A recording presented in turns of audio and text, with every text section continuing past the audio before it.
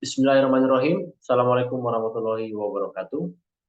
Saya Bagus Wikradita. Kali ini saya akan memaparkan mengenai tugas individu mata kuliah manajemen proyek kelas N yang berjudul meningkatkan efisiensi dan efektivitas sumber daya perusahaan dengan perencanaan manajemen proyek pada PT XYZ.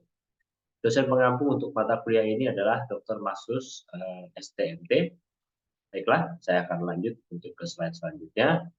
Latar belakangnya adalah sebuah proyek adalah sebuah alat yang ampuh untuk dapat menciptakan nilai yang ekonomis, mendorong keunggulan yang kompetitif, dan menghasilkan bisnis yang menguntungkan bagi sebuah organisasi.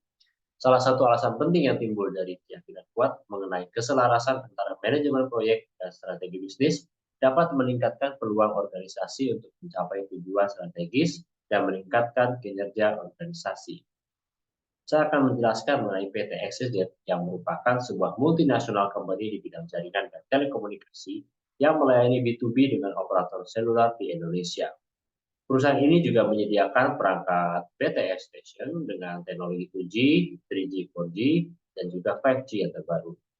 Dan dengan meningkatnya kebutuhan jaringan seluler untuk mendukung kegiatan persekolahan maupun kuliah ataupun bekerja secara jarak jauh, membuat operator berlomba-lomba untuk mencoba menaikkan kapasitas dan jangkauan yang lebih luas dengan harga yang cukup bersaing.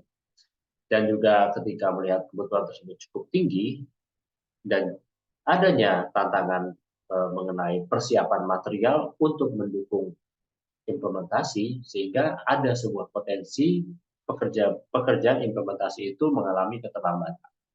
Dan dengan besaran target implementasi per bulan yang meningkat, memberikan peluang pada perusahaan bisa meningkatkan pendapatan perusahaan. Tetapi di sisi lain, ini juga merupakan sebuah masalah. Apabila perusahaan tidak memiliki manajemen proyek yang baik, maka bisa terjadi keterlambatan implementasi dan juga akan menimbulkan cost yang akan berlebihan dalam implementasi. Menurut Nurina 2008, manajemen proyek dibuat untuk dapat menghindari atau meminimalis kegagalan dan risiko pada sebuah proyek. Tujuan penelitian ini adalah membuat aktivitas dalam proyek dalam bentuk breakdown structure atau WBS dan juga membuat perencanaan proyek schedule dengan critical path method dan juga menggunakan curve. Yang ketiga adalah bagaimana tujuannya untuk menganalisis probabilitas aktivitas pada proyek apakah ada risiko dalam pelaksanaan. Metode penelitiannya yang dilakukan adalah mulai dari menemukan sebuah masalah, menentukan tujuan penelitian, mengumpulkan, dan juga mengolah data. Tahap yang dilakukan untuk pengolahan data adalah mengidentifikasi aktivitas proyek dengan menggunakan metode work breakdown structure yang sederhana, dan kemudian membuat alur aktivitas dengan precedence diagram. Dan nanti juga bisa menentukan waktu dan biaya pelaksanaan proyek yang bisa lebih efisien dengan digunakan metode dalam strategi manajemen proyek yaitu CPM, PERT, dan tracing. Baiklah, dari hasil pembahasan tersebut ada 11 aktivitas yang kami dapatkan dan sudah dideskripsikan di sini.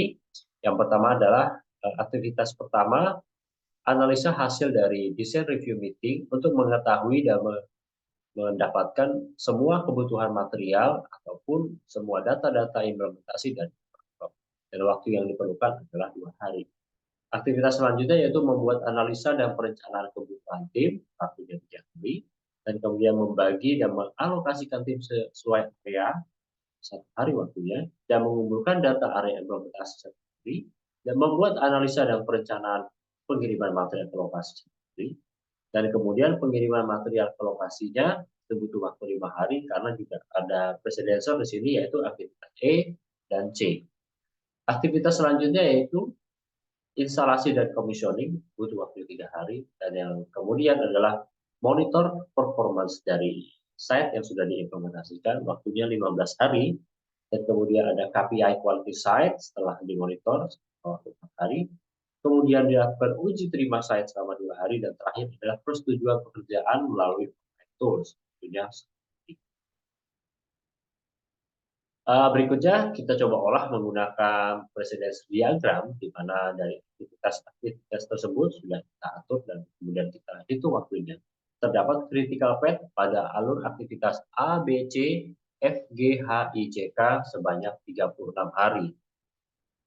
Setelah itu kita coba membuat slack time-nya dari tabel yang sudah saya sampaikan, yang saya tampilkan. Dari setiap aktivitas sudah didapatkan slack time-nya untuk aktivitas aktivitas A adalah 1, aktivitas B 1, aktivitas C 1, dan seterusnya. Setelah itu kita bisa mendapatkan hasil dari perhitungan Ford, di mana dari setiap aktivitas kita hitung mulai dari yang pesimistik, kemudian yang optimistik, dan juga yang most likely. Gitu. Dan setelah itu kita bisa melakukan perhitungan probabilitas aktivitasnya seperti yang sudah saya tampilkan di slide ini. Dia perhitungan sederhananya seperti ini, di mana expected time atau perhitungannya seperti yang ada di situ kita dapatkan itu 2,2. Dan variansnya kita mencoba menghitungkan dari tabel sebelumnya kita mendapatkan angka 0,028. Nah, dari perhitungan probabilitas jalannya proyek maka didapatnya sigmanya adalah 1. Dengan kita masukkan nilai X-nya adalah 38 hari, maka kita bisa menghitung Z-nya 38 dikurangi 38 dibagi 1,2, maka kita mendapatkan nilai Z-nya adalah 0. Dan nilai P-nya adalah Z di bawah 0, dapatnya adalah 0,5. Dari tabel normal, maka kita bisa mendapatkan hasil adalah 50%. Dan jika X yang sama dengan 40 hari, maka bisa kita hitung hasilnya adalah nilai Z-nya adalah 1,67 dan nilainya di bawah 1,67 adalah 95,25%. Dari hasil perhitungan di atas maka bisa diketahui lebih besar probabilitas proyek terselesaikan dalam waktu 40 hari adalah sebesar 95,25%. Baiklah, untuk diskusi ini analisis jumlah pelaksanaan proyek berdasarkan perhitungan dari metode PERT diketahui probabilitas proyek dilaksanakan selama 38 hari adalah 50%.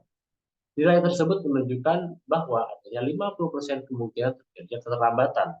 Karena jika perencanaan proyek sesuai dengan jumlah hari pada lintas kritis, itu berarti perusahaan tidak memberikan waktu toleransi keterlambatan dalam menjalankan proyek di tengah ketidakpastian kondisi. Dan ketidakpastian dari perusahaan juga dapat bersumber dari sistem operasi yang berlaku, sumber daya manusianya, dari biaya, dari lingkungan, dan lain sebagainya. Sedangkan dari operator bisa dapat ketidakpastian terjadi karena perubahan permintaan yang mempengaruhi dari BOQ yang harus kita implementasikan. Berdasarkan perhitungan maka diketahui sebesar 95,25% proyek dapat diselesaikan walaupun ada 2 hari lebih keterlambatan dibandingkan jumlah hari pada lintasan kritis sebagai toleransi relatif untuk keterlambatan proyek yang telah dilakukan. Kesimpulannya, dalam menjalankan proyek terdapat 4 aspek kerja yaitu yang terkait dengan tahap pengumpulan data dan informasi dan juga perekrutan. Yaitu yang pertama adalah SDM-nya, yang kedua adalah desain, yaitu perancangan desain proyek, yang ketiga adalah development untuk pengembangan sistem, dan yang keempat adalah tahap penjaminan kualitas, yaitu di integration dan test. Dan kesimpulannya yang selanjutnya adalah bahwa probabilitas aktivitas dilaksanakan sesuai dengan jumlah hari pada critical path adalah 50%. Sehingga terdapat probabilitas penundaan aktivitas sebesar 50%, artinya ada kemungkinan proyek dilaksanakan bisa lebih dari 38 hari. Dan berikut adalah daftar pustaka yang bisa disampaikan, itu mulai dari tahun 2014 dan kedua tahun 1996. Satu ada buku dari Erlangga yang saya gunakan juga, dan juga dari REP 2003 mengenai tentang PBS structure. Demikian itu yang bisa saya sampaikan. Mohon maaf apabila ada kurang. Semoga menjadi manfaat. Terima kasih. Wassalamualaikum warahmatullahi wabarakatuh.